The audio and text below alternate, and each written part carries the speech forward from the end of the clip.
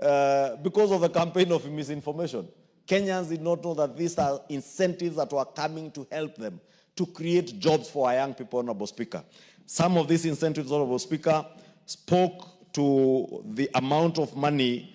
For instance, in the 2024 Tax Laws Amendment Act, we reduced the rate of capital gains tax from 15% to 5% for firms that are certified by the Nairobi International Financial Center Authority, and further reduced the threshold of investments that qualify for the lower rate from 5 billion, an investment of 5 billion down to 3 billion.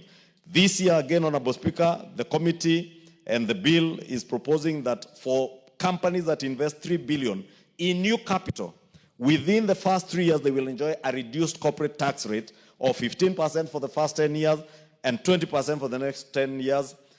And to qualify, these companies must have 70% Kenyan senior management employees. And for regional headquarters, 60% of senior management must be Kenyans, to sensitize multinationals and companies that are investing those huge amounts in Kenya to employ Kenyans, even in senior management. Also, Honorable Speaker, for startups that are certified by the Nairobi International Financial Center Authority, they will benefit from a lower tax rate of 15% for the first 3 years and 20% for the next 4 years to support their earlier growth. This, again, as I said, is to support the growth of new industry, new investments that will create jobs for our young Kenyans, Honorable Speaker. And therefore, even as people incite others out there, it is important that, I thought it was important, Honorable Speaker, not to be very technical, but just to highlight a few of the good things, very good provisions that are in this bill, some which were lost last year because of the misinformation, and plead with Kenyans, as I congratulate the young in turn, and plead with the management of the of Parliament, led by the Speaker himself as the chair of the Parliamentary Service Commission, to consider when this young man, Alan Kimani, graduates from his college, to consider hiring him permanently as a staff of this Parliament, Honorable Speaker, because it is such genius, Honorable Speaker, such innovative young Kenyans who are utilizing their intellect for the benefit of Kenyans, not utilizing their time on social media to demonize, disinform, misinform other Kenyans, Honorable Speaker.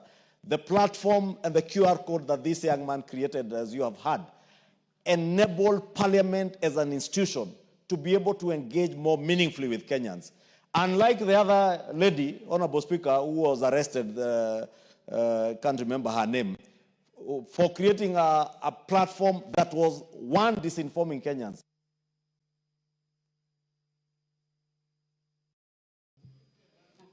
Add 1 minute. Honorable Speaker, you need to inform the Honorable Member for Kitui Central that I am not this guy. I am the member for Kikuyu. My name is Kimani Ichungwa. Honorable. And the leader of majority. More senior than Kalonzo Musyoka today. Honorable Speaker,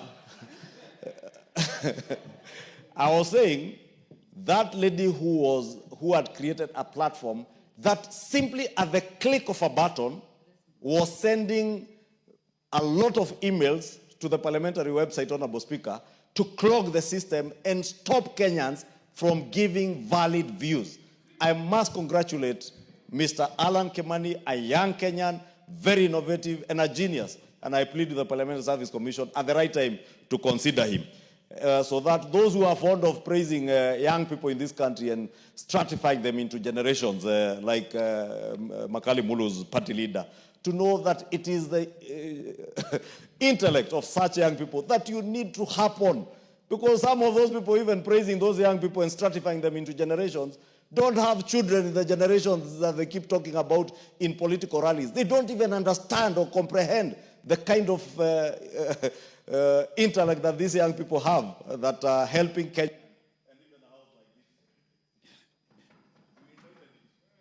Yeah, the Honorable David Mboni. Thank you very much, Honorable Speaker. And I wish Honorable Kimani Ichungwa should stick to the issues of finance bill instead of bringing issues of politics to a very Honorable important. David Mboni. Yes, Speaker. I'm the one running the House. Can you make your contribution? Okay, thank you very much, Honorable Speaker. As a member of Finance Committee, I associate myself to the finance bill and the amendments which are raised, which have been proposed by the Finance Committee. Mr. Speaker, people mistake Finance Committee as a document which is aimed at